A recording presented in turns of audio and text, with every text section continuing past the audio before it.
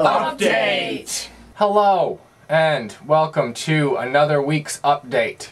I've gotten through the largest effects sequence of the show, which I started working on in bits and pieces in between things, I don't know, months ago, and now it's done. And so now all I have to do is the rest of Act 3, and there are a few effect shots in there, but I'm working my way through it.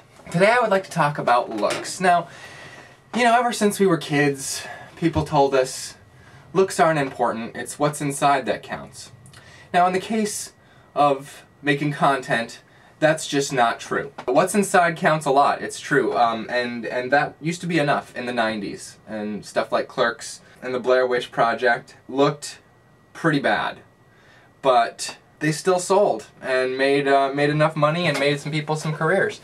But now, if you want to be noticed, it has to look good. Your product has to look good.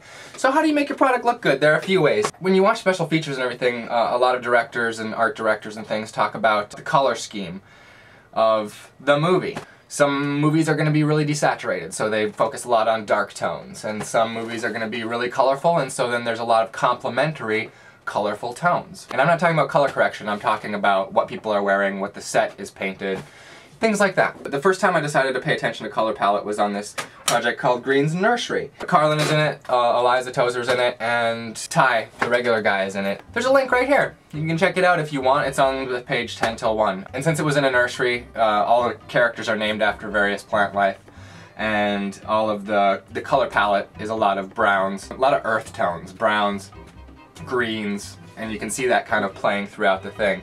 And so that kind of gave it a look. But PoPS is a different beast. I mean, from the beginning, their lives are kind of haphazard, so I didn't want to create a unified color palette so that it feels a little more all over the place, but we'll see if that keeps up. Now for the emasculating portion of it. Look, here's the thing. On no-budget content, you do not have makeup people. There's no makeup department. However, if you want things to look good, you have to get the makeup out, because people are blotchy, or people are, if you put them under lights, after a while they start to get a little shiny. In order to counteract that, you need to get some powder.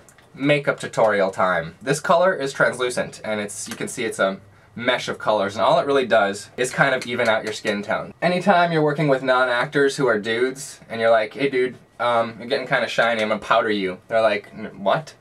Then you look a little better. I don't know if it's going to show up on this because I'm not doing it in high res, but when you're working in HD, this definitely makes a difference. Now if you're a dude like me, obviously I have kind of blondish hair here, my eyebrows don't show up real well. So that's when you become even more of a girl. All of a sudden you're like, oh, honey, I need to borrow your eyebrow pencil, you know?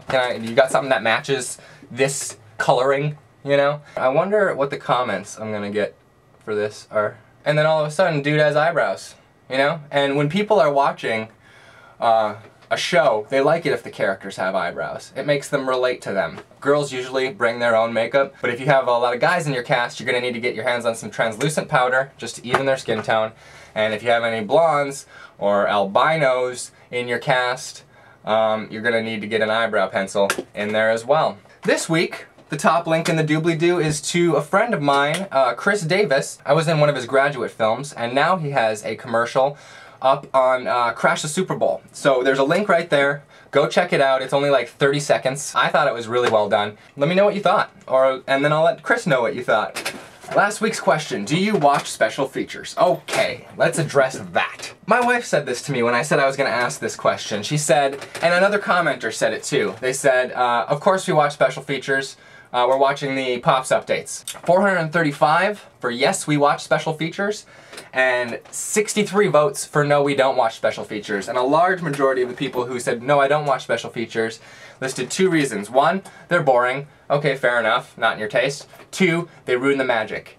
Fair enough. For that reason, Steven Spielberg took the longest time to start putting special features on his DVDs. And then when I asked what your favorite special feature was, got a lot of responses, and I thought gag reels, outtake reels, bloopers, I thought these were gonna take it. But no, I was wrong. With 153 votes, the most watched special feature is the behind the scenes or making of. And then the rest of the votes were outtakes, deleted scenes, commentary, interviews. This week's question is very simple. Did you go see Deathly Hallows Part 1? Did you go to a midnight showing? Because I did. Did you enjoy it? What'd you think of it? Let me know what you thought, and I will see you next week.